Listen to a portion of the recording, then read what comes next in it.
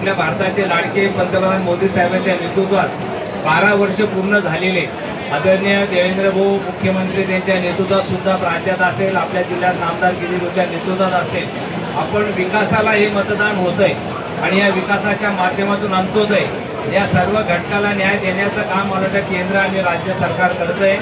मग तिथे महिला असेल, युवक असेल, शेतकरी असेल, सैनिक असेल, कष्टकरी लोक असतील, सर्व घटकांना न्याय देण्याचं काम करत असताना जनतेला एक विश्वास वाटतोय की आम्हाला जर कोणी विकास करत असेल, आम्हाला न्याय करू देत असेल तर भारतीय जनता पार्टी महायुती सरकार करू शकतं आणि या माध्यमातून आता विकासाची गंगा आपल्या दारापर्यंत आणायचं असेल ते एकमेव मला वाटतं महायुतीच्या उमेदवाराला आपण विजयी केला पाहिजे अशा विचाराने मला वाटतं प्रचंड मताने विजयी केलेलं आहे।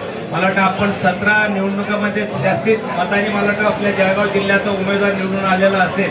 मी सर्व कार्यकर्त्याचं मतदार बंधूंचं मनपूर्वक धन्यवाद देतो की आपण सर्वांनी मला वाटतं परिश्रम घेतलेले, सर्व तिघ जिल्हाध्यक्ष असतील, मंडलाध्यक्ष, सर्व आमदार असतील, खासदार असतील, आपण सर्वांनी प्रयत्न केला आणि मला वाटतं संघटनेचा विजय आपण झालेला आहे म्हणून मी पुन्हा नंदूला आपल्या सर्वांच्या वतीनं मनपूर्वक धन्यवाद देतो व आपण भारतीय जनता पार्टीचा हा विजय रथोत्सव आपण असा चालू ठेवा, गल्लीपासून तर दिल्लीपर्यंत मला वाटतं आपण सर्वांनी हा विजयाची घोडदौड चालू ठेवली तर मला वाटतं जनतेची आपण सेवा करू शकू।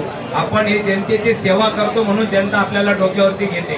आपण काम करत असताना आपण जनतेला कुठे विसरलं नाही। मला वाटतं हा कार्यकर्त्याने आपण सर्वांनी जर प्रयत्न केला तर असे विजय नक्कीच आपल्याला येईल। पुन्हा सर्व कार्यकर्त्याचं मनपूर्वक धन्यवाद, सर्व मतदारांचा धन्यवाद। जय हिंद, जय महाराष्ट्र। आज मला एक संधी जी दिली आहे, खरं तर हा माझा विजय मी या सर्व संघटनेचे कार्यकर्ते आणि या सर्व मतदारांना या ठिकाणी समर्पित करतो।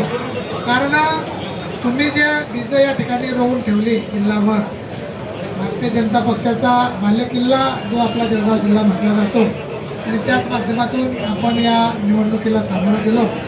म्हणून गेली 10 दिवस फिरत असताना प्रत्येक ठिकाणी आम्ही जेव्हा मतदारांच्या भेटी घेत होतो तेव्हा मतदारांच्या मनातून तोंडातून एकच सूर निघत होता की बाकी काही असो, परंतु यावेळेस एका कार्यकर्त्याला उमेदवारी मिळालेली आहे आणि आमची जबाबदारी या ठिकाणी पोहोचते की या कार्यकर्त्याला निवडून आणायचं आणि आपण जर बघितलं तर मोठ्या फरकाने या ठिकाणी आपला विजय झालेला आहे। या विजयात आपण सर्वजण सामील झालात त्याबद्दल आपले खूप खूप मनापासून या ठिकाणी आभार मानतो आणि थांबतो। धन्यवाद।